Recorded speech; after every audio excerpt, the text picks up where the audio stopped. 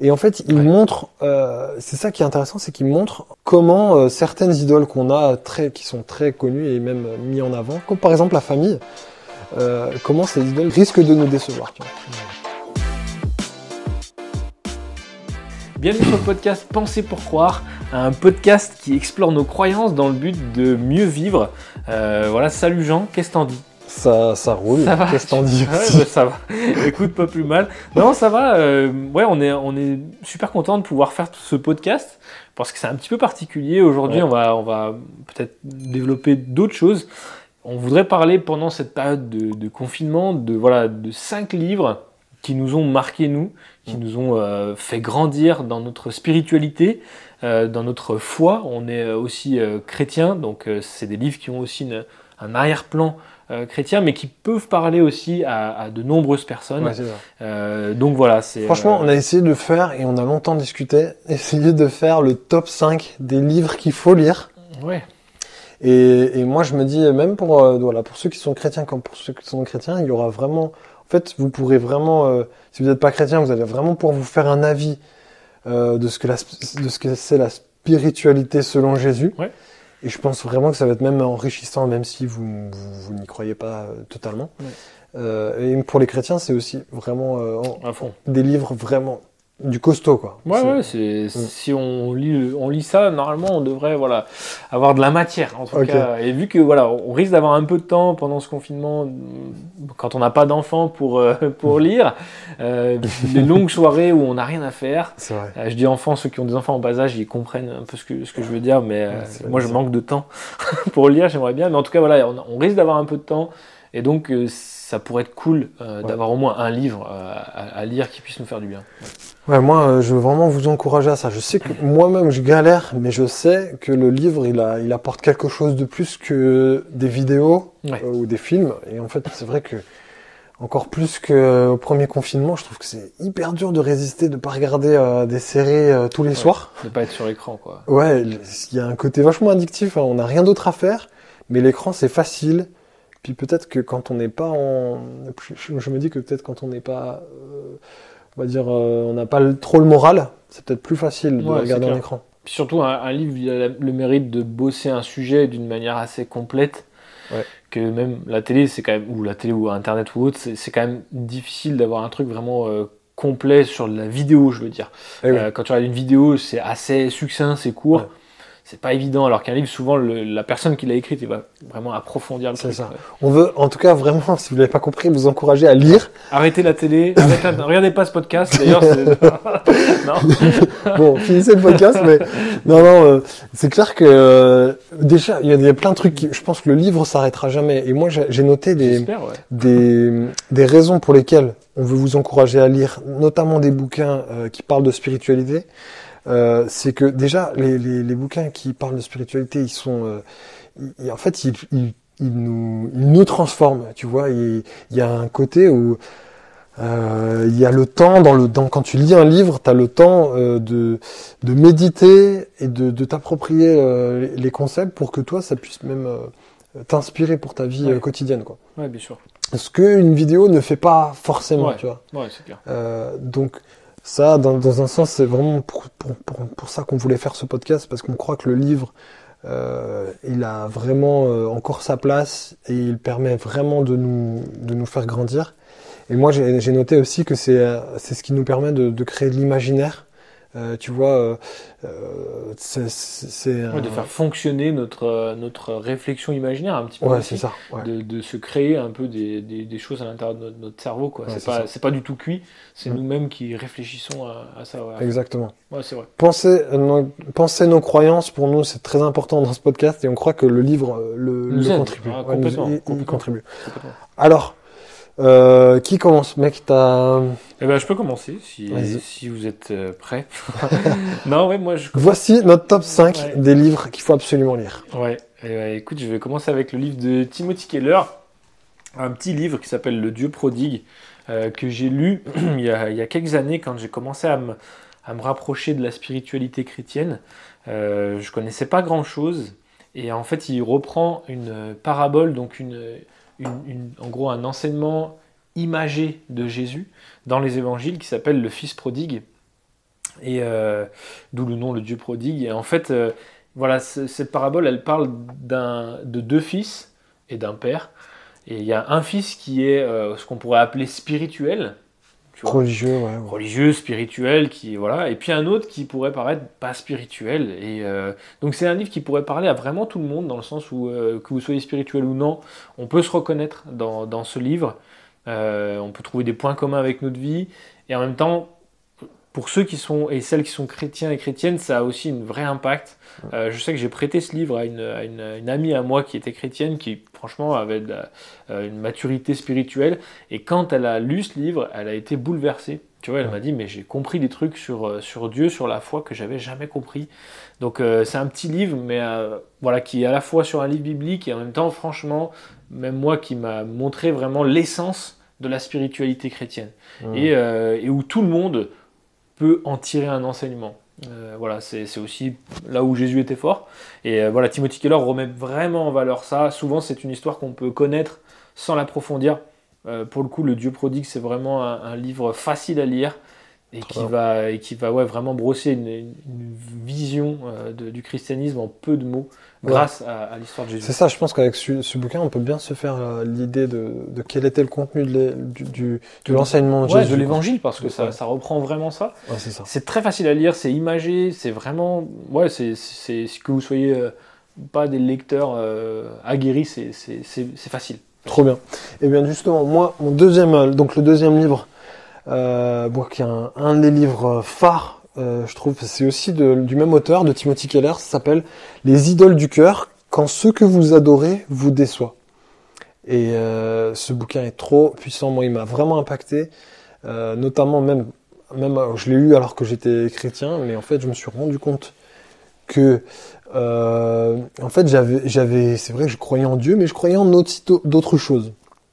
Et en fait, ce livre, il met en lumière l'idée que on peut, en fait, même si on se dit non-croyant, on a au fond de notre cœur quand même des croyances dans lesquelles on espère que ces croyances nous apporteront épanouissement, bonheur, et une sorte de divinité, quoi. C'est un peu ce qu'il dit, des idoles qui deviennent comme des divinités pour nous. Alors, idole pour nous, ça fait tout de suite statue, mais en fait, il va démystifier ça, il va montrer à quel point, genre, le succès, tu vois, peut être une idole, l'argent peut être une idole, la famille.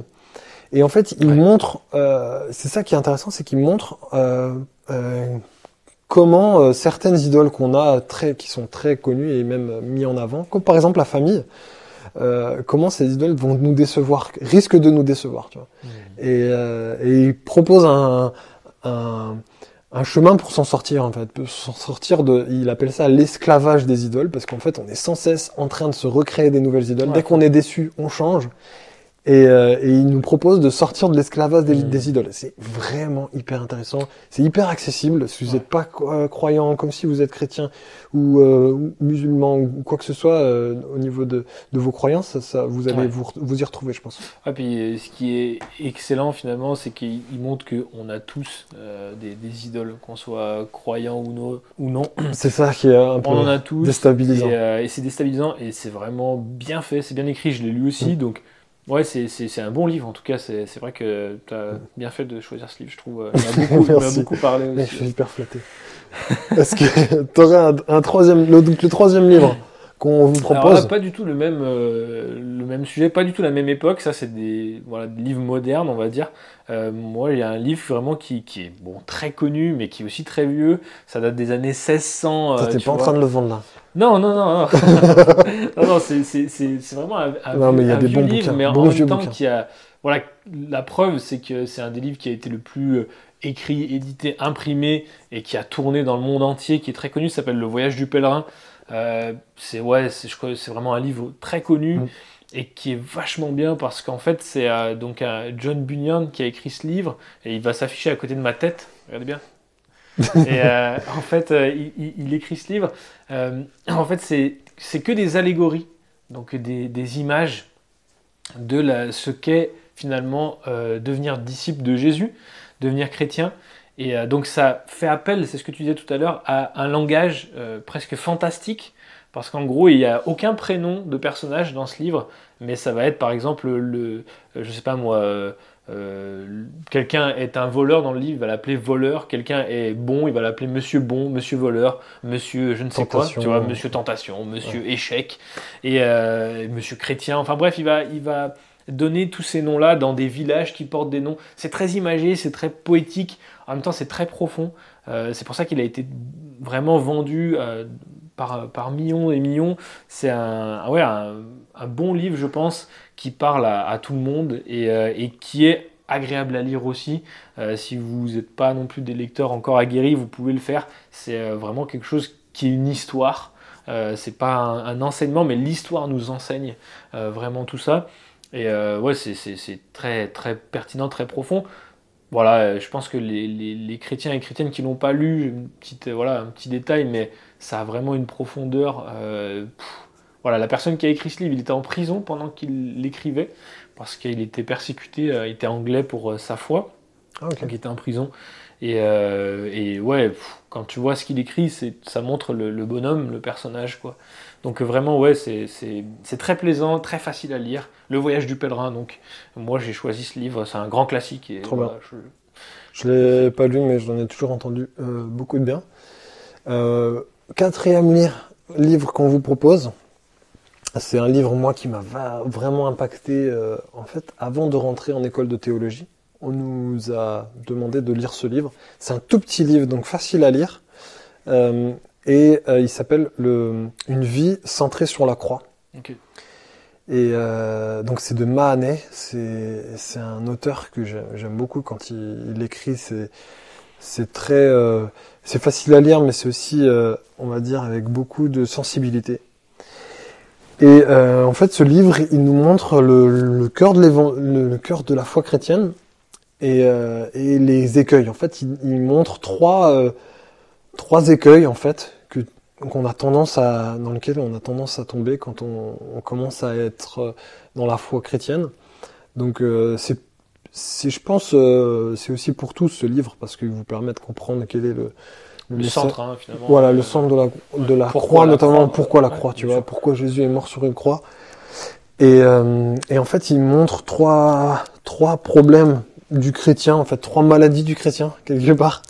Et je trouve ça trop bien, parce que c'est vraiment très pratique. Il dit qu'il y a trois soucis, c'est le subjectivisme, donc c'est-à-dire basé sur notre vision de Dieu, sur nos sentiments et nos émotions. Okay. Donc ça, c'est un problème qu'on peut facilement vivre. En fait, on va se baser sur nos sentiments et nos émotions. Il y a un autre problème, c'est le légalisme, c'est-à-dire qu'on base notre relation avec Dieu sur notre performance.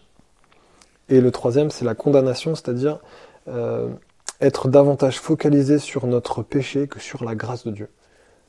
Il y a une profondeur dans ces trois trucs qui sont trop bien à On se reconnaît forcément dans un des trucs, quoi. Ouais. Ou dans les trois. Ouais, ou dans les trois. C'est ça. Souvent, t'en as un qui est un peu plus, mais les trois. Moi, je l'avais lu aussi, tu me l'avais prêté à l'époque. Et c'est clair que ça présente vraiment la croix, comme tu dis. Pourquoi, pour ceux et celles qui ne connaissent pas non plus, ça peut être un moyen de comprendre pourquoi la croix est un symbole, et plus que ça, pour les chrétiens, qui est si important, qui est au cœur de la foi chrétienne. Et c'est puissant. C'est facile à lire aussi, en même temps, ça a un vrai impact à fond. Je suis d'accord avec toi. Carrément, merci, ok, écoute, le dernier livre, puisqu'on y est. Le dernier livre, c'est pareil, on vous a quand même pris des livres pas trop gros. Franchement, je crois qu'il n'y a que le voyage du pèlerin qui doit être un peu plus gros. Là, c'est encore plus petit, de chez petit. C'est un livre de Martin Luther. Donc pareil, un livre ancien, j'aime bien ce qui est ancien, c'est dans les vieux pots qu'on fait la meilleure soupe. Et du coup, voilà, c'est Martin Luther, donc, il a été réédité il y a pas longtemps. C'est Lettre à mon barbier, une manière simple de prier. Je voulais un livre pratique aussi parce que j'aime bien ce qui est pratique. Et donc, voilà, on est en 1535, donc c'est encore plus vieux. Et en fait, Martin Luther, donc, qui était un grand réformateur de la foi protestante, il écrit en grosso modo, en fait c'est pareil, j'aime ce qui est un peu imagé, Et c'est très parlant, c'est un barbier, donc c'est un gars simple en gros, tu vois, qui est pas un théologien, qui vient et qui rase Luther et qui lui dit en grosso modo, voilà, j'aimerais que tu m'enseignes comment prier, quoi. Je sais pas vraiment pendant comment qu'il faire. fait sa barbe. C'est ça. Et, il faut pas qu'il se loupe, tu vois. Et il a quand même Martin Luther devant lui, il faut qu'il fasse gaffe, tu vois. Non, mais voilà, il lui dit voilà comment on fait pour prier, c'est quoi un peu le b.a.-ba. Et Luther il va prendre le temps de lui écrire une sorte de petite lettre, donc le livre est vraiment tout petit, il n'y a même pas 100 pages quoi, loin de là. Et en gros il dit voilà sa manière, c'est assez personnel finalement, comment lui il prie. Et ça a quand même de l'impact quand on sait la personne que c'est. Ouais. Martin Luther c'est quand même voilà. Quelqu'un de courageux. Ouais, extrêmement solide, extrêmement courageux, qui a quand même marqué la face de la terre, tu vois, de par aussi voilà, sa vie et sa foi. C'est clair. Et donc voilà, ça vraiment, c'est très précieux. Et la manière dont il détaille la prière, c'est super bien. Il reprend en gros le Notre Père. Voilà, sur les points, comment est-ce que lui il prie ça. Les 10 commandements. C'est vachement intéressant parce qu'il nous dit qu'on peut prier les 10 commandements. Ça paraît assez dingue, mais la manière dont il le fait, c'est tellement bien. Il y a plein de petites choses pratiques qui, moi, m'aident, par exemple, quand je prie et que je sais plus vraiment quoi dire ou voilà, je suis un peu à sec, et ben finalement, sa méthode, sa manière, elle est super. Et si vous avez un peu de temps devant vous, c'est un livre que vous pouvez lire et tout de suite mettre en pratique. Par exemple, il y a même des prières écrites de Luther que vous pouvez finalement prier avec en les récitant, en les lisant. Ça va vous donner un peu de nourriture pour votre prière. Et donc, ouais, c'est vraiment un livre pratique si vous voulez un petit peu dynamiser, booster votre vie de prière. C'est super. C'est un petit livre qui se lit bien. C'est très, très simple. Voilà, la prière du Notre Père, c'est des b.a.-ba, mais c'est tellement, tellement puissant. Voilà, moi, c'est un livre qui m'aide beaucoup. Et ouais, je trouve que c'est intéressant de pouvoir prier dans ces moments. Super. On arrive à la fin. Et alors, si peut-être vous avez des livres vraiment genre incontournables. Sachant qu'il y en a. Il y en a pas mal. C'est subjectif, hein, mais il y en a plein des livres. Ouais, c'est sûr. C'est ceux auxquels on a pensé, mais il y en a plein d'autres. Alors, si vous avez des livres un peu qui nous permettent aussi d'explorer nos croyances, peut-être un peu des livres déjà accessibles à tous, pas forcément des livres de grande théologie. N'hésitez pas à les mettre en commentaire ou à nous partager, à nous écrire. Mais ce qu'on aimerait vous laisser, donc dans chaque podcast, on a l'envie de vous laisser un défi, c'est de lire un livre. Sur cette période qui arrive là, peut-être vous devez reprendre un livre que vous avez déjà entamé, mais c'est très bien. Sinon, prenez un livre de notre top 5. On peut vous assurer que ce sera des livres nourrissants. Ouais. Et voilà, du coup, challenge à relever. Pour nous aussi, on a des lectures aussi en ce moment. Ouais. Il y a de quoi faire. Il y a de quoi faire. Il y a de quoi faire à fond. Yes. Ouais, c'est un bon défi et je pense que ça peut aussi pendant cette période, nourrir notre âme de choses qui sont essentielles, de questions existentielles. Voilà, on a la chance, comme tu disais, les livres, ils traversent les temps. Et donc c'est vachement bien de se nourrir aussi de la sagesse du passé ou de personnes qui ont été des personnes qui ont marqué notre société. Ouais. Et je trouve que c'est intéressant en tout cas. Ouais, et puis moi je veux vraiment vous encourager à pas vous laisser happer par trop de divertissement. Je crois que des fois on peut faire une overdose de ça et juste peut-être des fois il faut même mettre le silence, tu vois. Mais voilà, la lecture, c'est aussi quelque chose qui va peut-être aussi donner du réconfort, alors que le divertissement, des fois, peut-être nous évite finalement de nous ressourcer, tu vois, ça vient nous occuper, ça enlève l'ennui, mais peut-être que ça nous ressource pas. Ça ne nourrit pas vraiment. Ouais. Ok, bon, écoute, merci pour tes livres, c'est toujours un plaisir. C'est toujours un plaisir, merci à tout le monde, on vous souhaite un bon courage, et puis prenez soin de vous, et nourrissez votre âme, c'est important. Et à un de ces quatre, à bientôt, et puis voilà. Ciao, ciao. Ciao, ciao. C'était le podcast Penser pour croire, le podcast qui explore nos croyances dans le but de mieux vivre. Un podcast en partenariat avec l'église Comme à la Maison. Abonnez-vous, likez, commentez. Pour plus d'informations sur le podcast, rendez-vous sur églisecomealamaison.com. À bientôt.